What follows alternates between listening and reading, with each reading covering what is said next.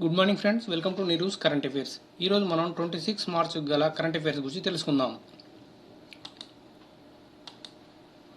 Liquor policy స్కామ్లో ఢిల్లీ ముఖ్యమంత్రి అరవింద్ కేజ్రీవాల్ను enforcement directorate ED money laundering నిరోధక చట్టం 2002 కింద అరెస్ట్ చేసింది.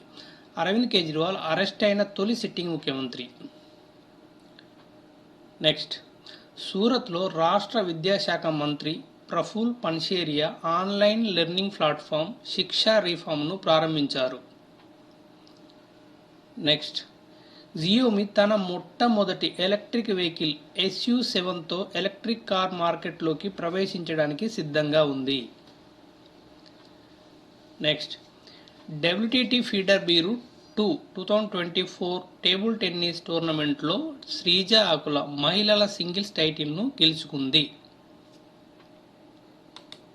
నెక్స్ట్, ఫిగర్ స్కేటింగ్ జపాన్కు చెందిన కౌరీ సకామోటో వరుసగా 3 ప్రపంచ టైటిల్ను గెలుచుకుంది.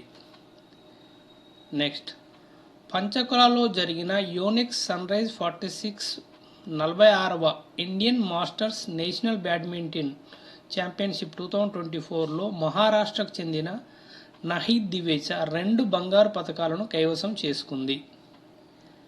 నెక్స్ట్, వికలాంగులకు సులువుగా ఓటు వేయడానికి మరియు పోలింగ్ స్టేషన్లలో సౌకర్యాలను పొందేందుకు ఎన్నికల సంఘం సాక్ష్యం యాప్ను ప్రారంభించింది. నెక్స్ట్, చంద్రయాన్-3 ల్యాండింగ్ సైట్కు శివశక్తి పేరును అంతర్జాతీయ ఖగోళ సంఘం ఆమోదించింది.